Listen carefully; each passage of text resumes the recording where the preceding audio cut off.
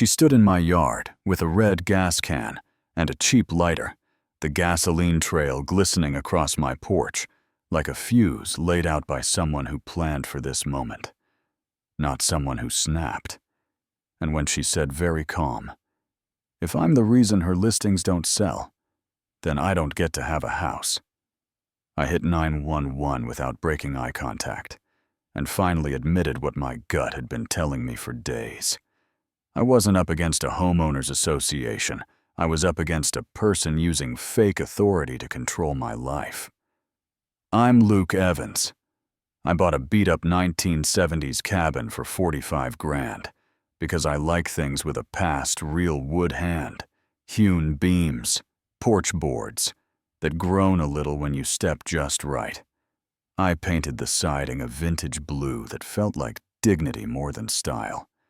And for one quiet morning with sun in the trees and a coffee on the railing, I thought I'd found home. Then Chloe Thompson crossed the street from her white mansion like she was walking into a photo shoot folder under her arm, voice smooth as polished marble.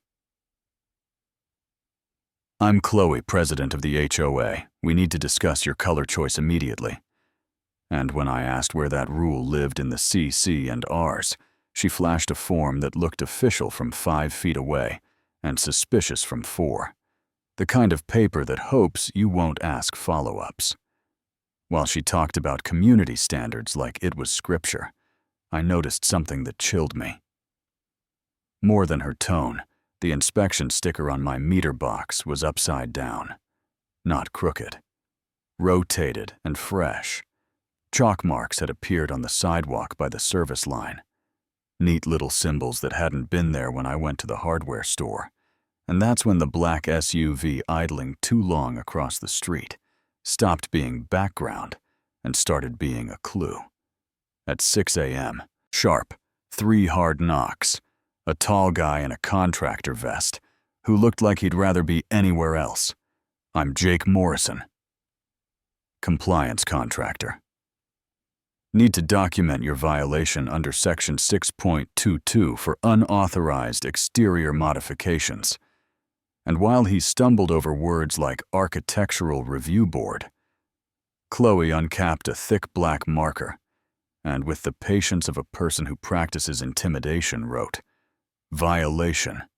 72 hours to comply" in block letters. Across my front window, Jake muttered that writing on windows wasn't standard. She didn't look at him. "Stick to your assigned responsibilities." "Mr. Morrison, you learn who you're dealing with in tiny tells the quiet ones. You almost miss if you're trying to be polite. And I was raised polite.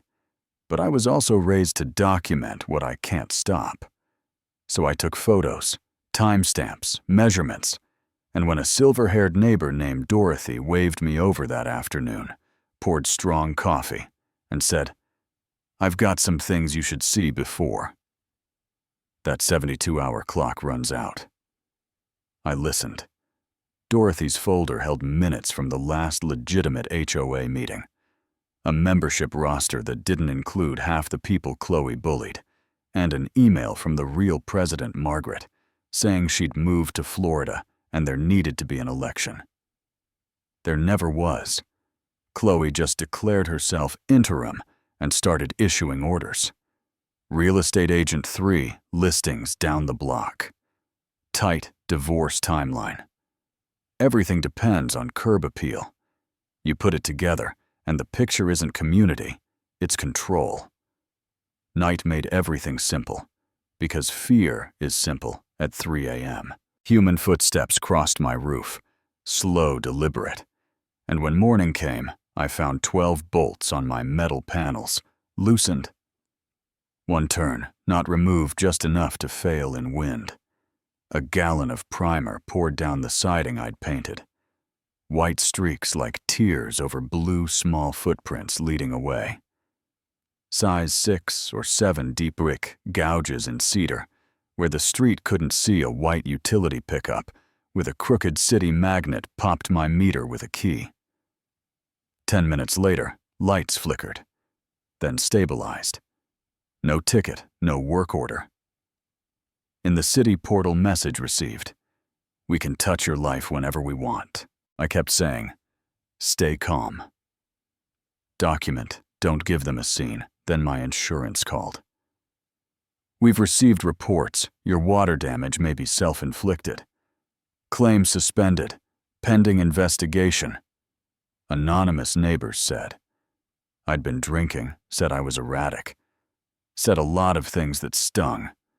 Because one night I had been sloppy with bourbon, and right on cue my mailbox got smashed and stuffed with garbage, and I lost my temper like a rookie and punted that dented thing into Mrs. Patterson's yard while she watched with that look people reserve for proving their worst hunches. Yeah, that happened. The text came late. Stop digging into Dorothy. People here have more to lose than your paint. I stared at it until the words blurred, and then drove 15 miles to a truck stop diner where the coffee tastes like pennies and the air feels anonymous. And there, Jake slid into a booth, eyes hollow, voice low. I can't do this anymore, and laid out photos, timestamps, and audio where Chloe's voice said, make his life hell. Until he moves power sprinklers. Whatever, everything she told me to do is here. She paid cash. My wife's hours got cut. Our kid had surgery. We were drowning. And I told myself it was just paperwork until it wasn't. And I swear I didn't know where the line was until I looked down and realized it was behind me. I didn't have forgiveness to give, but I had a plan. We strip her authority first, prove there is no board, no election, no standing to collect a dime or fine a soul. Then we show motive in 2 minutes flat. Her listings, her prices, her talk about presentation. Then we give the neighbors a way out that doesn't require choosing sides, only choosing facts. You know what I mean. Dorothy turned her dining room into a warboard paper map on the wall. Pushpins and dates Caleb, the decent contractor, caught in the middle, printed the charter minutes roster, and we walked door to door with folders. Instead of speeches, 9 families agreed to a community information night. The rest got copies anyway, because fear hates sunlight. Chloe tried to beat us to it. Of course she did, ring lights. Faux logos, a live stream. With her voice set to concerned president. 20 minutes of a story where I was unstable, a danger to the elderly. She meant Dorothy, a vandal of my own property. Then she played a drunk voicemail where I sounded like a man arguing with himself and losing, and I felt heat rise behind my eyes because I'd handed her that weapon. But when she opened the floor, Jake stood and said, before we decide anything about Luke, maybe we should decide who gets to decide. And he handed out the charter, the roster, the email about Florida, and a neat blank space where an election should have been. Mrs. Patterson asked the question everyone was now thinking. There hasn't been a legitimate meeting in 11 months, Mrs. Thompson. How did you get authority to collect dues and issue violations? And for the first time, I watched Chloe search a binder for something that didn't exist. She tried to pivot back to safety. It's always safety when power gets nervous. Then slipped and said the quiet part, I have listings. Depending on consistent presentation, heads snapped up.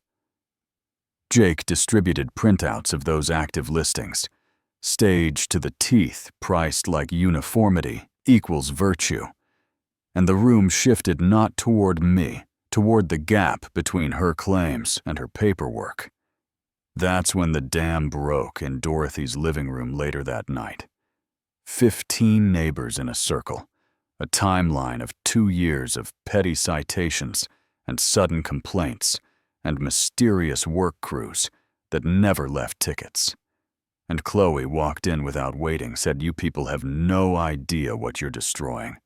Property values don't maintain themselves, and Ms. Patterson stood and said, You made me tear out roses my mother planted. For rules that don't exist, we are not your brand, and Chloe did the thing bullies do when the room stops being afraid. She swept our papers off the table like confetti from a party only she enjoyed, and stormed out. We saw the garage open from Dorothy's window, saw her lift a red gas can.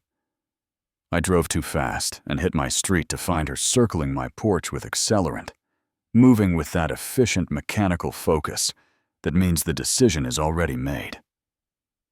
She raised a lighter. I said, "Police are on the way." So loud, the operator became part of the scene. Neighbors stepped out with phones held high. Jake pulled up and stood with his hands visible. Dorothy said, "Don't."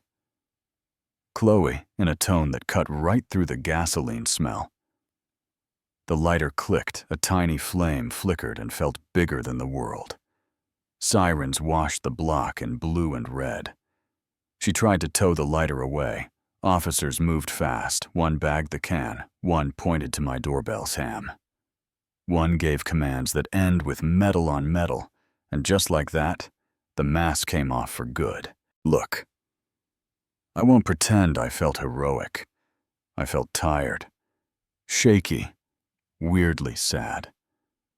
Because there's a grief in watching what people become when power stops being a tool and starts being a costume. But the firefighters neutralized the accelerant. Detectives photographed the upside-down sticker. Jake handed over audio and cache photos, and the licensing board called me a week later to say her real estate license was suspended, pending investigation. She took a plea, got probation, and a restraining order. Neighbors started talking like humans again. Noise pets' actual yard work. And the blue on my cabin started looking like a choice, not a fight. Here's the part that keeps the comments spicy, though, and maybe you'll disagree. The night Dorothy told me everything finally came back, that Chloe had run the same fake presidency scam in other neighborhoods. A transformer blew 2 blocks over, and the whole area went dark for an hour. When the lights returned, I had a text from an unknown number that said, "Some people were happy to let her take the credit. Don't assume she acted alone. Could be a troll. Could be nothing. Could be the truth, punching through in an ugly little way." You know what I mean? Either way, I sleep with the gate locked, the cameras rolling, and the paint exactly the shade I chose, because fear doesn't get to pick my colors. If you've ever had someone invent rules to control you, if you've been the new neighbor, everyone judged by a rumor or one bad night. You're not crazy and you're not alone. Ask for credentials. Document the little things. Find allies. Attack holes in authority instead of people. And don't hand your voice to anyone just because they speak first. Tell me what you think in the comments. Did the neighbors enable Chloe because property value is a kind of religion, or because most folks hate conflict and hope someone else will deal with it? Do HOAs protect communities or become masks people wear to boss others around? If this were your street, where's the line between standards and control? And if you've seen fake authority up close, drop your story. I promise someone here needs to hear it.